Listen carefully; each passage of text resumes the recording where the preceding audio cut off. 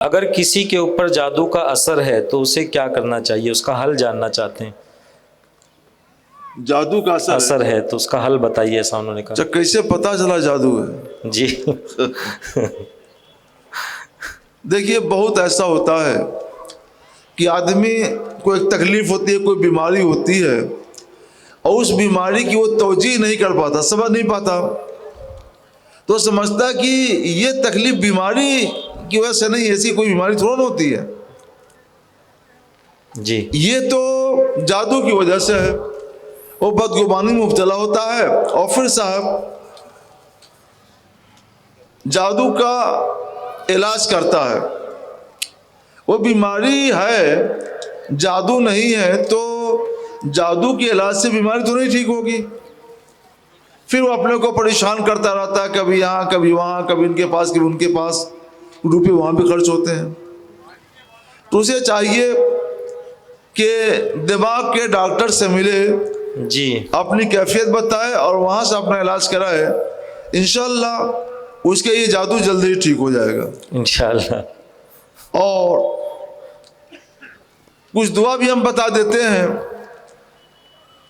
کہ 5 وقت کی نماز پابندی کے ساتھ ادا کرے، اور خاص طور پر سورہ بقرہ کی تلاوت کرے۔ جی حدیث پاک میں ہے کہ باطل یعنی ساحر، جادوگر سورہ بقرہ پر قابو نہیں پاتا، اور جہاں سورہ بقرہ شریف کی تلاوت ہوتی ہے تو جادو وہاں سے دور بھاگ جاتا ہے۔ سبحان اللہ۔ جن شیاطین بھوت پری ہوتے ہیں یہ بھی بھاگ جاتے ہیں۔ تو آپ سورہ بقرہ شریف کی تلاوت کیجئے، جن بھوت پریت پری آسیب جو بھی ہوں گے سب بھاگ جائیں گے، انشاءاللہ۔ اور انشاءاللہ اگر آپ کے اوپر جادو ہوگا تو جادو بھی ٹھیک ہو جائے گا۔ ایک دوا کھانے والی بتا دیتے ہیں۔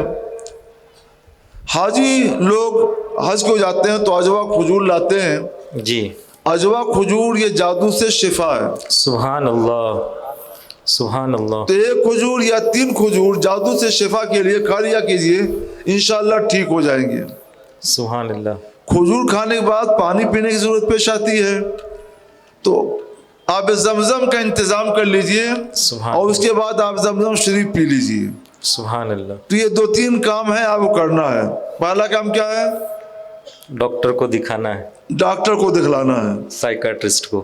ہاں۔ دوسرا کام کیا ہے؟ نماز پڑھنی ہے اور سورہ بقرہ شریف کی تلاوت کرنی ہے۔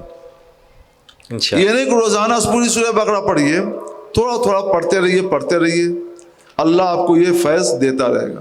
سبحان اللہ۔ تیسرا کام کیا ہے کہ جتنا بھی مل جائے تو اجوا کھجور کھا لیا کیجیے۔ چوتھا کام کیا ہے؟ آپ زمزم شریف پی لیا کیجیے۔ سبحان اللہ۔ حدیث پاک میں حضور سید عالم صلی اللہ علیہ وسلم نے فرمایا، ماء زمزم لما شرب لہ، آب زمزم جس مقصد کے لیے پیا جائے ان سب مقصد کے لیے ہے۔ سبحان اللہ۔ آپ پی کر تو دیکھیں۔ جی میں نے تجربہ کیا اس کا، مگر جادو پر تجربہ نہیں کیا ہے، دوسرے کام پر تجربہ کیا۔ سبحان اللہ ماشاء اللہ۔ میں حج کے لیے 1996 میں گیا تو مجھے خیال آیا کہ اعلیٰ حضرت عظیم البرکت امام احمد رضا رضی اللہ تعالیٰ نے لکھا ہے کہ 4 نبی اب بھی زندہ ہیں جنہیں موت ہی نہیں آئی، 2 آسمان میں ہیں اور 2 زمین میں ہیں۔ سبحان اللہ۔ زمین والے دو نبی کون ہیں؟